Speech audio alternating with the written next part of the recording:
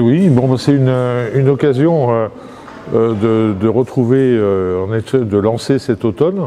Pour nous, l'été indien et l'automne dans le vignoble est une saison très importante. C'est 3 mois de saison qui nous emmènent jusqu'au mois de novembre et qui va être rythmé par pas mal de rendez-vous sur la thématique non seulement du vin mais surtout du vignoble.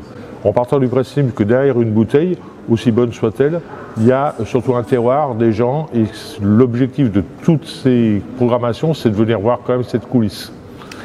Vous parlez de vignoble, je suppose qu'il y a un S à vignoble.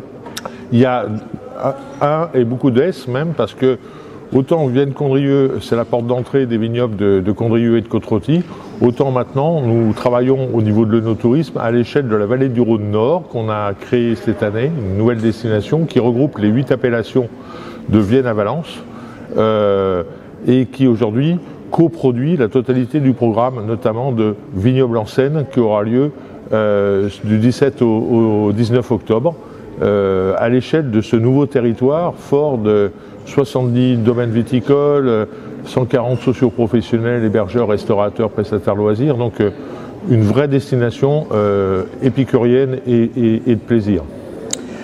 Vous parliez de date, il y en a peut-être une plus proche qui va vous permettre d'extérioriser le savoir-faire des vignerons viticulteurs. Alors il y en a plusieurs, des dates bien évidemment. Ça commence par les Journées du patrimoine dès le week-end qui arrive pour parler du vignoble en termes de patrimoine multimillénaire sur lequel on travaille actuellement sur un projet d'inscription au patrimoine mondial de l'UNESCO.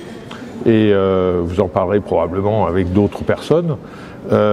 Puis après, on va avoir un certain nombre d'autres rendez-vous, donc avec le Trail en Côte-Rôtie, avec le vignoble en Seine, avec également les pressailles au mois avec les vacances de Toussaint. Et puis tout le temps, il y a aussi une offre permanente qui permet aux gens tous les week-ends ou toutes les semaines même d'aller à la découverte de ce vignoble, soit en randonnée, soit par du géocaching avec les enfants. Soit, parlez français, s'il vous plaît. C'est français, c'est géocaching, c'est caché, c'est pas catching, c'est caching, et c'est des applications qui permettent, gratuites, d'aller se promener chez des chasses au trésor, mais c'est une manière aussi marrante d'aller découvrir le vignoble avec des enfants qui cherchent des indices, qui partent du Rhône, qui vont jusqu'à Tupin et Semont, ou qui vont sur le vignoble de Condrieu. Enfin, une offre très pléthorique à découvrir entre mi-septembre et début novembre. Vous parliez de Tupin et Semonce, rappelons que le tupin est un objet de poterie qui permet soit de mettre des mets, soit de mettre des vins. Quels sont les vins que vous voulez mettre en avant d'une manière plus spécifique, à moins que ça ne soit que les vignobles que vous souhaitiez promouvoir? Alors, on ne va pas mettre de vin spécialement en avant, si ce n'est la typicité de cette vallée du Rhône Nord. Parce que la vallée du Rhône Nord fait partie de la côte du Rhône, en général, la grande famille qui descend jusqu'à la Méditerranée. Or, la partie nord, elle a quand même une particularité, c'est que c'est le berceau historique de la Syrah, ce cépage rouge qui est la marque de fabrique de toutes les appellations de Côte-du-Rhône Nord en rouge, puisque il n'y a pas d'assemblage, il n'y a que de la Syrah.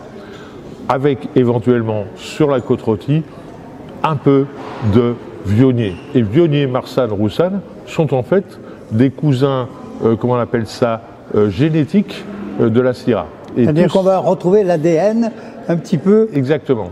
C'est assez intéressant, c'est le côté scientifique, et c'est ce qui nous a poussé d'ailleurs à s'intéresser, à porter un autre regard sur ce vignoble, puisque non seulement c'est un vignoble perché assez emblématique depuis plus de 2000 ans, avec une conduite de vigne très particulière, mais c'est aussi là que tout a commencé au niveau de la Syrah, qui est un des cépages les plus répandus sur la planète et qui est né finalement dans notre région, en Allobrogie à l'époque.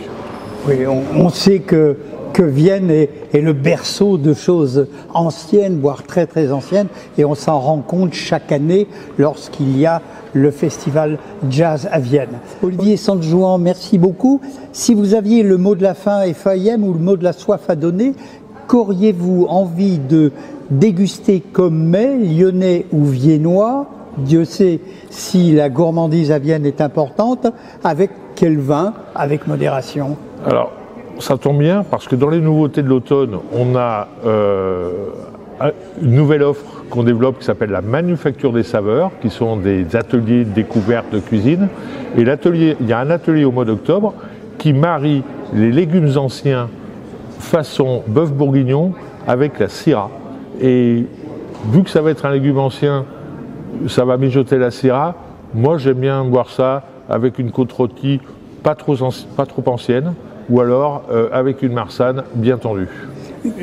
Pour mémoire, et non pas pour vous taquiner, le bœuf bourguignon est le plat le plus vendu du côté de Beaune en particulier, dans le nouveau musée, et c'est quelque chose de très goûteux, de très goûtu. Eh bien, nous allons l'expérimenter avec les légumes anciens, puisque notre territoire, c'est aussi un territoire de maraîchage, et ça permettra d'avoir aussi un autre regard sur un panais, une patate douce, ou tous ces légumes qui parfois et autres peuvent être tristes, mais qui peuvent être très très sympathiques également quand ils sont cuisinés avec plaisir, ce qu'on fera dans cette Manufacture des saveurs du mois d'octobre.